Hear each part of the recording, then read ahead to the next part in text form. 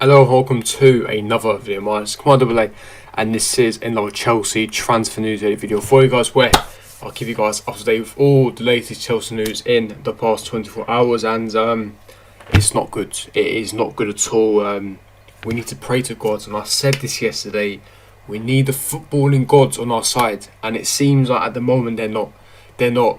Massive breaking news: there has been a COVID-19 breakout in the German camp, in the German national team, where Rudiger, Havertz and Werner are all in close proximity. Jonas Hoffmann is the one who's tested positive for COVID-19, and he's in the same camp as those three players.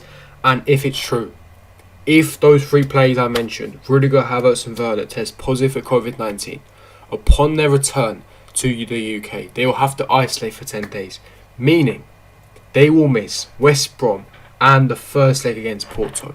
Now that is an absolute disaster. That is a disaster class, because if we're missing those three, and those three are easily our first team members, Rudiger is a starter, Havertz is a starter, and so is Werner. Those are three crucial players we're going to be missing in a quarter-final first leg of the Champions League. Now, according to Sport Bild, there has been a positive COVID-19 case in the Germany national team squad. The players have been told to stay in their rooms. Germany are to reschedule to play against Iceland today.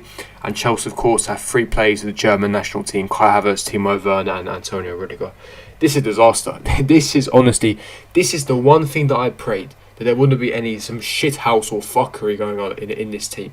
Yeah, during the international break. I wanted these men to go on international break, play their football, do well, preferably, I don't care, do well or not, but then come back in one piece, no injury, no COVID, nothing, no illness, come back raring to go for the final 8 weeks of the season. Something straight away goes wrong. Now, it's not confirmed that Rudiger, Havertz and Werner tested for COVID-19. No one knows yet. They're going to get tested. But if one of them comes back with a positive, we're in the gutter. And if all three come back with a positive, we're screwed. We're finished. So we need to make sure and pray to the footballing gods that they all come back with negative test results. Because I'm telling you now, yeah, if they are unavailable, that is an absolute disaster. And listen, West Brom is not a massive deal. West Brom are 90th in the table. They're doomed to go down.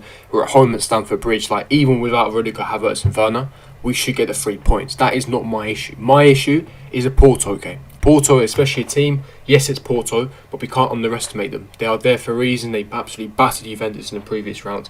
We need to score an away goal. Without Havertz and Werner, you make your life a lot more difficult. And this is the one thing. I didn't want when we were officially, when they officially went to national break. And, whose bozo genius idea was this year? Which bozo decided that we should have an international break in the midst of a pandemic? Please, I need to find out who this is, whether that's UEFA, whether that's the FA, whoever it is. It's disgraceful. How are you having an international break, right, in the middle of a pandemic, where there is a virus going around that's spreading rapidly all across Europe, especially in Europe as well? France are officially in national lockdown. You've got Germany, they're in trouble as well. You're in the middle of a pandemic and you're allowing these players to fly all over the world and play for their international teams. Why can't you postpone that for after the Euros, for next season, when the pandemic dies down a bit, when the cases come right down, significantly down? There's no common sense or logic. I'm sure you can just have more international breaks next year. Just have more of them.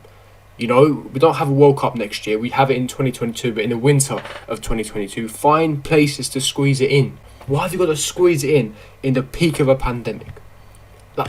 The logic is baffling. It's astounding. It really is.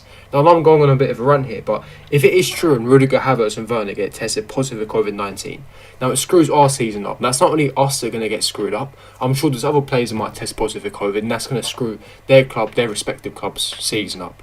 These are the next crucial 8 weeks where it's going to be make or break for Thomas Tuchel, make or break for this team, whether we get top 4, whether we get far in the FA Cup and Champions League. Everything rides on this, and 3 of our first team members are potentially ruled out because we decided to have an international break. But that is the latest news on that. Now, there has been a major twist in the Erling Haaland saga. And it's not good. Now, various reports in Germany are stating that Borussia Dortmund are very unlikely to allow Erling Haaland to join Chelsea after their unpleasant separation with Thomas Tuchel back in 2017. Now, to give some context and background story, you may be wondering, what the hell happened? Thomas Tuchel obviously got sacked by Borussia Dortmund back in 2017. So here's the deal, right? Thomas Tuchel, let me go around his background information, how he started as a coach. He started at Mainz in the second division of German football. did tremendously well.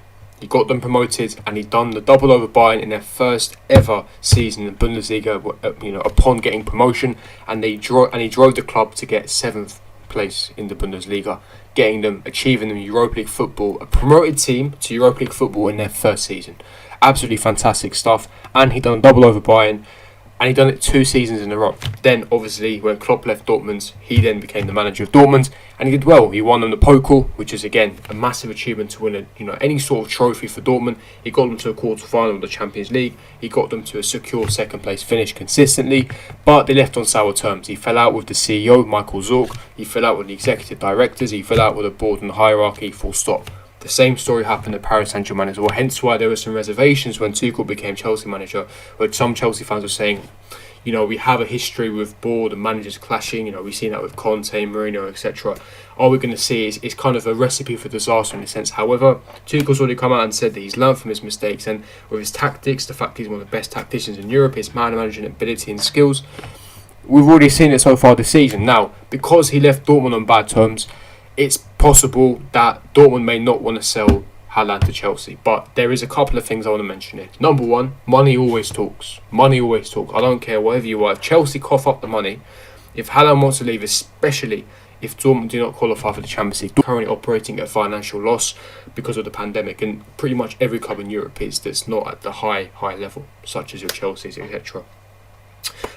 So Dortmund need the cash, and Haaland earlier, according to BBC a couple of months ago, Haaland, Sancho and Bellingham were put on the sell list. They were added to the sell list. Now we know Haaland has a release clause next season, €75 million, which doesn't come to fruition this summer.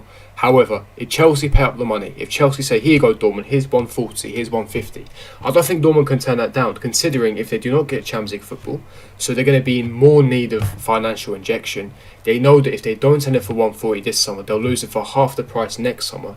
Plus, if Haaland pushes to leave as well, there's nothing Dortmund can do. So I don't care if Thomas Tuchel's the manager. I don't care if Frank Lampard's the manager. They will sell Haaland. It's as simple as that. Or wherever he'll come to Man City, wherever.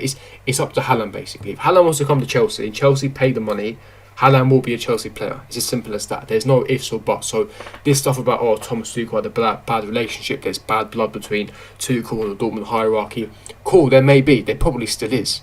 But that's not going to prevent Haaland from coming. Chelsea will still cough up the blood. Secondly, Chelsea themselves, excluding Thomas Tuchel, Chelsea have a fantastic relationship with Dortmund because of the Pulisic deal. Michy Batshuayi went there on loan a couple of seasons ago. We have a natural good relationship with Dortmund. We usually pay out what they want.